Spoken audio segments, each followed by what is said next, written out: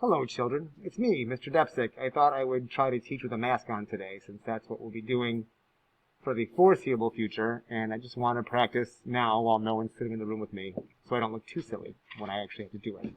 So welcome. We're doing an asynchronous day.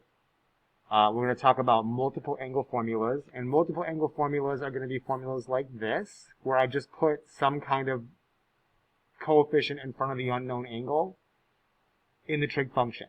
And 90% of what we're doing today is exactly like what we've been doing with one added thing. And it's going to be a fun day for me because we get to talk about how to deal with really scary looking expressions, how to deal with like fractions mixed with pies in an abstract sense. And as long as you don't overthink this too much, you're going to see it's not too shabby. And we're going to look a lot today between the interval of 0 and 2 pi. And basically what I want to show you guys is, this is what we're covering today. And this is what we've been covering. And I started doing this. Don't write this down in your notebook just yet. We will cover this, separately. But as you can see, if I have a problem like this, I'm going to try to get it down and use the exact same steps I used over the last couple days to get it to the same place. The only difference between this blue one and this red one is, instead of figuring out when the cosine of t equals 1/2, I want to look at the cosine of 3t equaling 1/2. And it essentially comes down to like manipulating some fractions.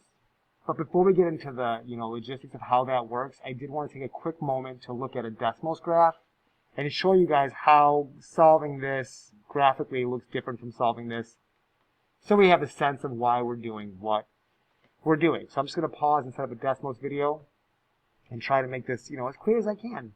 Let's try this. So here I have a Desmos graph, and what I'm showing is just the cosine of t. And you can't tell by my axes, but this is going from 0 to 2 pi. So hopefully everyone recognizes this cosine graph. And if the 3 weren't there, and this just said cosine of t equals 1/2, we've talked about in class how to draw the unit circle and figure out those two angles where the cosine is equal to 1/2. Another way to look at it is to look at the actual cosine graph itself.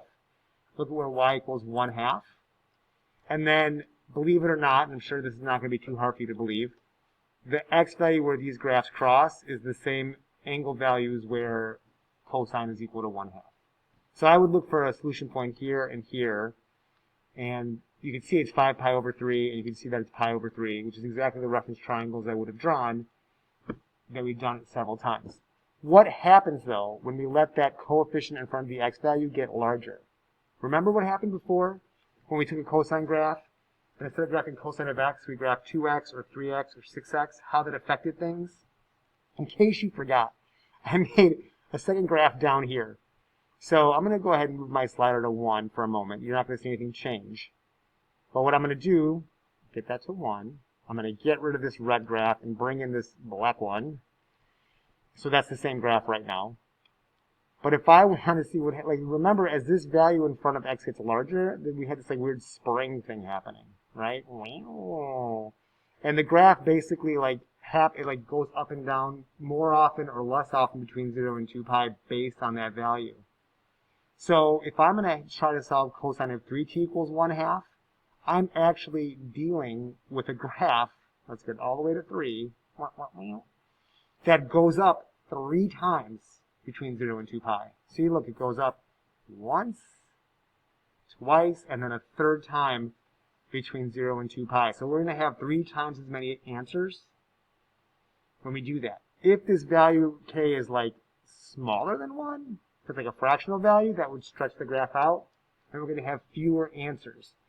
If what I just said is not jiving, let it settle for a little bit, think about it.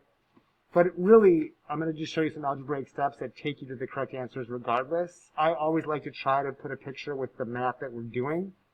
But as I've probably told you guys many times, when I was 16, 17, I'm sure my teachers tried to do the same thing. It didn't always sink in for me right away.